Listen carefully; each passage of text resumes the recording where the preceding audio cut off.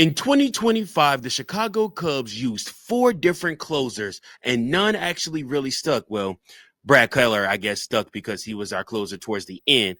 But with 2026 season coming up, the ninth inning role is wide open. Listen, we'll look at in-house options and then talk about free agency / trade market solutions for the Chicago Cubs. And we will answer the question, a very important question this season. Who should wear the W on their cap when the ninth inning comes and you need to close things out?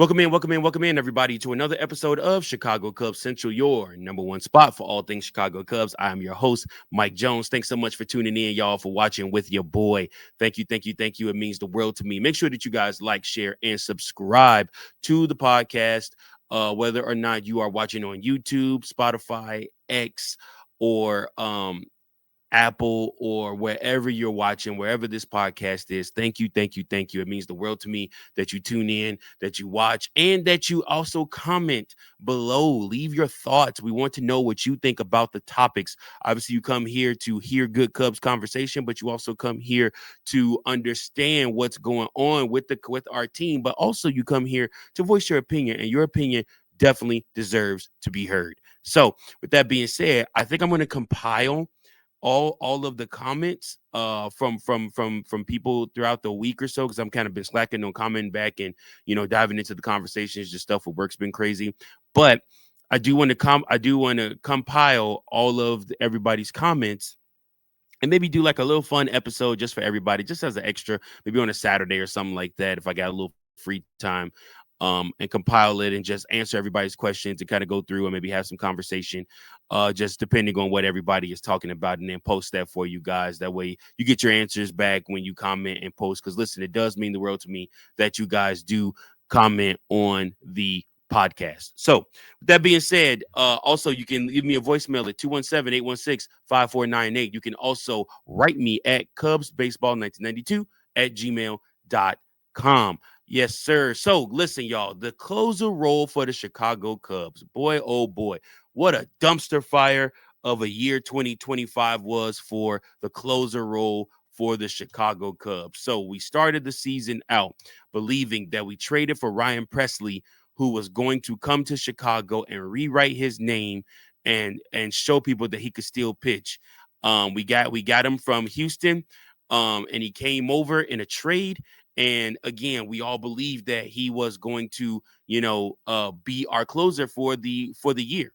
We went to go get a veteran. We went to go get somebody that had a lot of miles in the tank from closing games. Obviously, he lost his closer spot in Houston, and they moved him to the setup man in the 8th inning, which, again, like I said, he did not like that. He liked to close. I mean, it just is what it is. But he came to Chicago, and for a while there, it got a little stressful for him. But he was winning games still. He was still able to finish out those games. I would say closer to about June is when we saw it completely erupt and fall out for Ryan Pressly, and he in turn lost the closing role for the Chicago Cubs. Eventually losing his spot on the team altogether, and the Cubs actually DFA'd him. He ended up going back to Houston, if I'm not mistaken, and finishing out his season there. So that was Ryan Pressly. That was a song and dance with Ryan Pressly. After Ryan Pressly, we began with Porter Hodge. Porter Hodge, who came in hot. I mean, like I said, he was doing great stuff. He was moved from the 7th spot to the 7th inning spot to the 8th inning spot, and then to the closer role. He literally graduated his way up over like a 2-month span. But Porter Hodge had injury concerns, and he kept getting injured, and then he lost his velocity somewhere along the line of the season, and he never found it. He just never found and picked back up where he left off. He never looked like he did for about the first month and a half that he was pitching for the Chicago Cubs this season.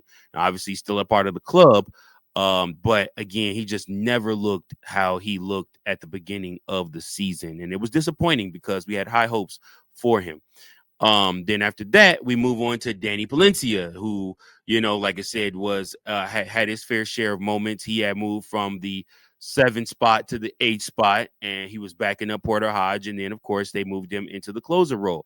Danny, they put out all the stops for him. They even gave him the intro, to shut the lights off, and like I said, and did something with the little LED lights, turned them blue and blue and white on him and everything like that. Had his little walk-up video with gasoline playing, and everything. So again, he had his own entrance and everything like that. So everybody was all excited about that and whatnot. And for a while, he was throwing gas, and then he wasn't.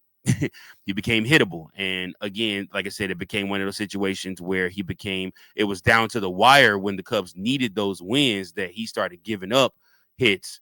And he fell out of the tree of trust of Craig Counsell. And because of that, Danny Palencia then injured himself in one game closer towards the end of the season because he gave up so many hits and so many runs, and the Cubs ended up blowing that game. And then after that, once he came back, he did not get his closer role back. After Daniel Palencia, then you had Brad Keller. Brad Keller was a literal bullpen anchor this season. A 2.91 ERA and 21.2 innings for the Chicago Cubs. I mean, literally, dude was basically unhittable. Did not give up a run or hit for almost like 2 months. I mean, he just was killing it. He had some struggles towards the end there. And again, it just kind of brings me back to the point. We don't know who the Chicago Cubs closer is. I mean, like I said, so if you say Daniel Palencia, then fine. Okay, he emerged as a candidate. He had 22 saves per this season, which I mean is probably the most on the team. But again, Brad Keller also was discussed as a potential bullpen anchor with that ERA and the amount of innings he pitched. But again, we have a problem here, a huge problem for the Chicago Cubs. Who's going to close the games? We have no consistent, established ninth inning guy. The Cubs must decide whether the answer is already within the organization or if it's somebody that they're going to look externally.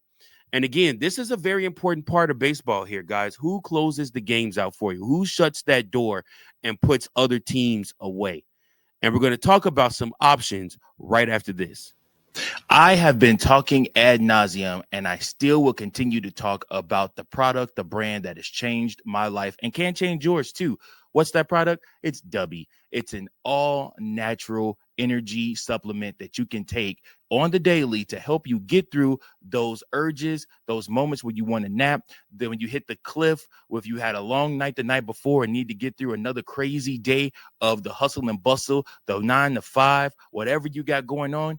Dubby is your energy drink. That's right. Not to mention, when you buy a container of Dubby, it actually equals out to almost $1 per drink. You can mix it in with whatever you want, whether that be a juice, whether that be a water, whether that be some type of other energy flavored drink, whatever you want, you can mix Dubby with it and it will do the trick for you. Guys, I don't understand what you're waiting on.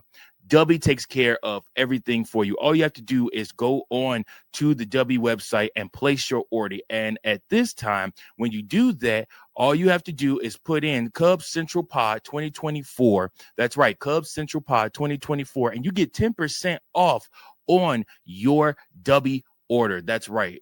Hey, listen, guys, I'm telling you right now, Jitterless Energy. They have all different types of different flavors for you. Dubby has what you need. Be better with Dubby.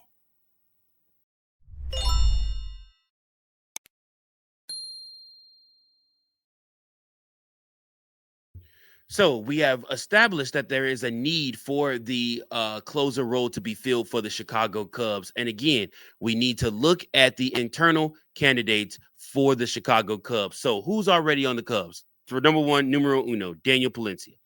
Young, flamethrower, had a breakout stretch of a 1.74 ERA, a 0.77 whip over 20.2 innings. So again, the pros with him, he's young, he's cost controlled, he has an upside, and he hits over 100, triple digits, sometimes 101 on the radar gun. That is definitely somebody that you want to have pitching for you out of your bullpen. I just don't know if I necessarily want to have him as my closer. Daniel Palencia has a hard time sometimes finding the strike zone, walking guys. When you throw that hard and that fast, you're going to have problems being able to locate the strike zone at times. And you also run the risk of a pitcher. If a pitcher, a really good hitter, catches up with the pitcher and a fast pitch like that, it's going to go far. And we saw that from Daniel Palencia this season, too. I mean, he didn't give up a ton of home runs, but the ones that he did were long gone home runs, even for Wrigley. So, again, I look at that. I look at the fact that he is liable to the home run ball. I do also look at the fact that he has issues with he has issues with trying to find the strike zone, and those things really, really, really keep him from being able to close for me. I mean, like I said, I like him in the eighth. I take him in the eighth. I'll take him in the seventh. Craig Counsell pitched him in the sixth inning. He pitched him in relief during the series against the Padres, and the Padres couldn't figure him out to save their lives. I mean, so again, to me, it just seems like it just made sense. Now, Daniel Palencia is number one. Number two, let's talk Brad Keller. So Brad Keller performed well earlier in the season. He earned the bullpen trust. He's a veteran presence. He's left-handed. I'm sorry, no, he's not left-handed. He's right-handed. And he just offers a lot of stability. Again, he's one of those guys that you look at, just like Caleb Thielbar was this last past season in 2025 for the Chicago Cubs.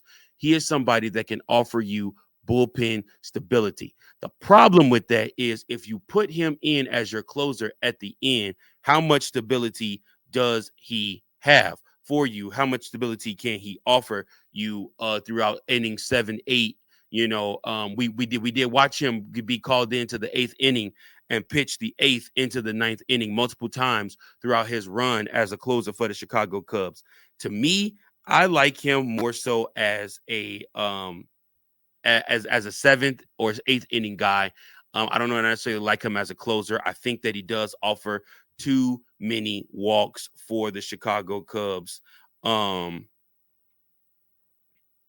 So for in my eyes, I look at him and I just say, you know, he is somebody that I think is going to offer a lot for the Chicago Cubs. I do think he's somebody that the Chicago Cubs need to go out and try to re-sign. I just do not believe that I want him as my closer. Now, Porter Hodge. Porter Hodge, he's a sleeper candidate. Why? Because when he's good, he's really good. He was damn near unhittable. He had a strong minor league early usage during the season. I mean, he was able to get outs. He was able to do what the Chicago Cubs needed him to do. Now, again, we do love those cost-friendly options. Like I said, he also is somebody that's younger and like Daniel Palencia and shows a lot of promise. But again, cons for me, his health. He can't stay healthy to save his life. And it kills me because I look at this and I say to myself, I'm like, my gosh, dude, like you got to stay healthy. You got to. You got to be able to stay healthy. I feel like every season that Porter Hodge has been in the majors, he's went on the IL at least once. You can't have that. You can't have that. You know, if you're going to be there, you got to be healthy. And again, we need to be able to depend on you in the ninth. You don't look at the prime closers in the MLB and see those guys constantly going to the IL. That's a big problem, a huge problem even. So these guys, to me, they have their upsides. Out of all of them, if I had to choose, let's say the Chicago Cubs strike out on every single free agent that I'm going to list to you in the next segment. I'm going Danny Palencia if I'm going to go all of them. I mean, like I said, I like the fact that he's a flamethrower. I like that I like that 100 off the gun. I do like that when he's right, he's really right and damn near unhittable, and will reduce a lot of swing and miss by just overpowering the person that he's pitching to. I do like that. So in my eyes, if I'm going to go, I'm going Danny Palencia. What are your thoughts Out of those three, if you had to choose one of those three, who would you choose? Comment below who you would choose to be your closer if you strike out on every free agent that I'm going to list next. So let me know your thoughts. Comment below. Now, with that being said, let's go over to the other side. Now, we're going to review the top free agent and external market choices for the Chicago Cubs, who they could potentially target in free agency closers for the 2026 market. So, guys, you're looking at Edwin Díaz, Robert Suárez, and Devin Williams being the creme de la creme of pitchers that could potentially be open for business in this coming winter and pitching potentially the Chicago Cubs could go pitch grab them in 2026. So numero uno one, Edwin Díaz. Edwin Díaz is 32. He'll be 32 in 2026.